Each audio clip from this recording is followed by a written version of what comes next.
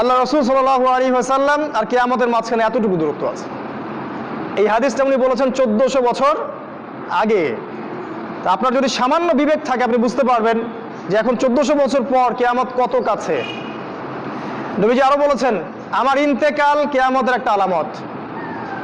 তিনি আরো বলেছেন, কিয়ামতের অন্যতম নিদর্শন হচ্ছে মুসলিমদের ধন সম্পদ বাড়তে থাকবে। এমন একটা অবস্থা হবে যাদের পরনের কাপড় ছিল না, খাবার জুটতো না, পায়ে স্যান্ডেল ছিল না, এই রাখাল টাইপের দরিদ্র মানুষেরাও উঁচু উঁচু বিল্ডিং নির্মাণের প্রতিযোগিতা করবে। সে সময় আসেনি? বিগত 100 বছরে আপনি দেখেন কত বিল্ডিং, 100 বছর আগে এগুলো ছিল না। আর প্রত্যেকটা বিল্ডিং এর পিছনে আছে সুদ, ব্যাংকের সুদি লোন, আর উঁচু উঁচু বিল্ডিং, একটার সাথে একটা সম্পর্কিত। নবীজি আরো বলেছেন, শেষ জামানা বা আখিরুজ জামান বা কিয়ামতের আলামত হচ্ছে মানুষ পিতা মাতাকে সম্মান করবে না। পিতা আর মা এই দুইজন যে সম্মানের পাত্র, এই বোধটাই মানুষের উঠে যাবে।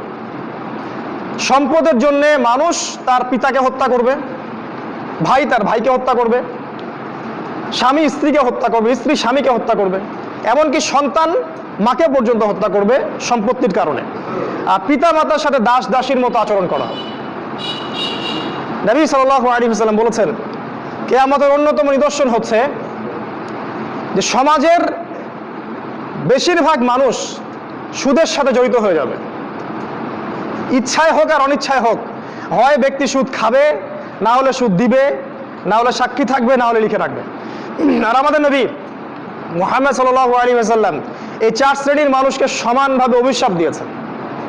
তিনি বলেছেন, আমি মুহাম্মদ সাল্লাল্লাহু আলাইহি ওয়াসাল্লাম আপনার নবী, তিনি বলেছেন যে আমি 4 শ্রেণীর মানুষকে অভিশাপ দিয়ে গেলাম।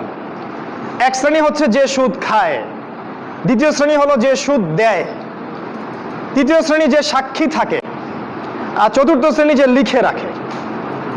এই হাদিসের আলোকে পুরো ব্যাংকিং সিস্টেম সুদের আওতায় পড়ে যায়। এবং নবী সাল্লাল্লাহু আলাইহি ওয়াসাল্লাম বলেছেন, সুদের 70টা পাপের শাখা আছে, তার সর্বনিম্ন শাখা নিজের মাকে ধর্ষণ করা। এটা আমি বলিনি, হাদিসের পাতায় পাতায় লেখা আছে। আপনাদেরকে কেউ কখনো বলেছে কিনা আমি জানি না, আজকে আপনাদেরকে সতর্ক করে গেলাম। আমাদের নবী বলেছেন সুদের 70টা পাপের শাখা আছে, তার সবচেয়ে নিচের শাখা নিজের মাকে বিয়ে করা, ধর্ষণ করা বা জিনা করা। তিনি আরো বলেছেন সুদের সবচেয়ে উঁচু শাখা হচ্ছে আল্লাহ এবং তার রাসূলের সাথে যুদ্ধ করা। সূরা বাকারায় আছে, সূরা বাকারার 275-76 আয়াতগুলো পড়ে দেখবেন। নবী সাল্লাল্লাহু আলাইহি ওয়াসাল্লাম আরো বলেছেন, যে ব্যক্তি 1 দিরহাম সুদ খাবে সে যেন 36টা মেয়েকে ধর্ষণ করলো। এটা বুখারীর হাদিস। আমি নাম্বার বলার সময় পাচ্ছি না, খুব সময় সংক্ষিপ্ত। তিনি আরো বলেছেন, সুদখোরদেরকে কবরে যে শাস্তি দেওয়া হবে সেটা হচ্ছে তাদেরকে রক্তের নদীতে ফেলে তাদের মাথাগুলোকে ফাটিয়ে দেওয়া হবে। কারণ সুদের মাধ্যমে সারা বিশ্বের মানুষের রক্ত তারা চুষে নিচ্ছে। এই কারণে এর ফলাফলটা কি হয়? এর ফলাফলে ধনীরা ধনী হতে থাকে, আর গরিবরা যত দিন যাবে আস্তে আস্তে আরো দারিদ্র্যের অতল তলে নিষ্পেষিত হতে থাকবে। আপনার কাছে মনে হবে হয়তো আপনি 10 টাকা দিলে 15 টাকা পাবো, কিন্তু এটা নয়।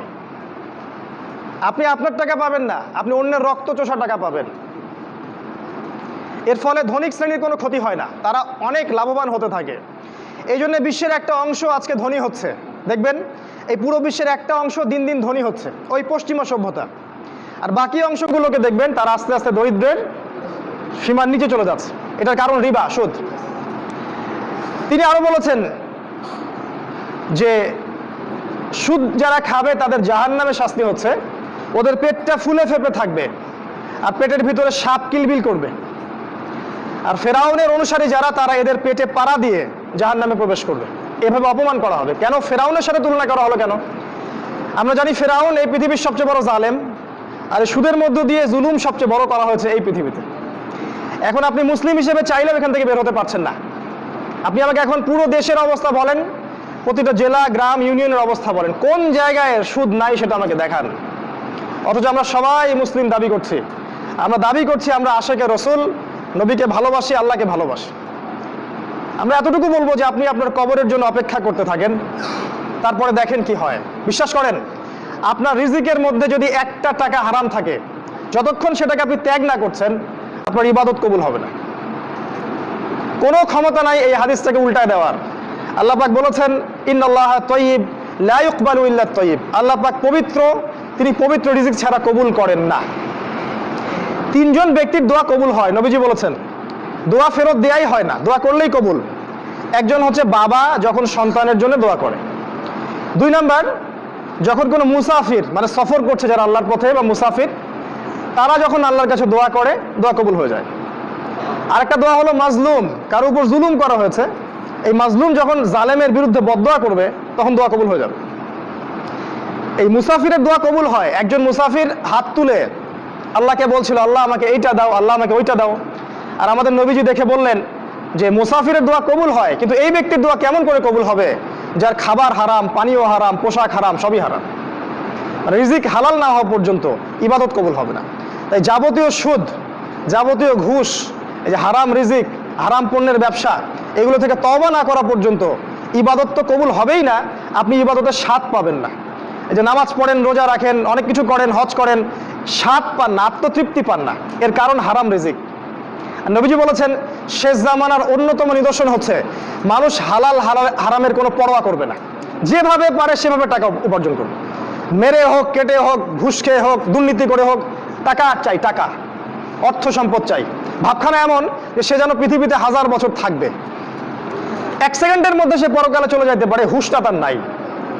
আল্লাহ পাক বোঝার তৌফিক দান করুন, আল্লাহুম্মা আমিন। নবী সাল্লাল্লাহু আলাইহি ওয়াসাল্লাম আরো বলেছেন শেষ জামানার অন্যতম নিদর্শন হচ্ছে জিনা, মানে নারী আর পুরুষ অবৈধ সম্পর্কে লিপ্ত হবে। এখন দেখবেন ঘরে ঘরে জিনা, আর এই জিনার মাধ্যম কি? মাধ্যম ওই যে আপনার টেলিভিশন, আপনার ইন্টারনেট, আপনার ওই যে পরকীয়া, আপনার ছেলে নারী পুরুষের একসাথে চলাফেরা করা, ফ্যামিলিস্ট রেভলিউশন, মেয়েদের বেপর্দা হওয়া, একসাথে ছেলে মেয়েদেরকে পড়াশোনা করানো, এগুলো সবই জিনার কারণ। এবং আমাদের নবীজি বলেছেন জিনা থেকে তওবা না করা পর্যন্ত একজন ব্যক্তি পরিপূর্ণ মুমিন হতে পারে না। যখন মানুষ এই জিনার মধ্যে লিপ্ত থাকে তখন সে পরিপূর্ণ মুমিন থাকে না। কিয়ামতের অন্যতম নিদর্শন যে জিনা বাড়তে থাকবে, ধর্ষণ বাড়তে থাকবে, ইফটিজিং বাড়তে থাকবে, মেয়েদের বেপরদামি বাড়তে থাকবে। এগুলো দেখেন, চোখের সামনে দেখতে পারবেন।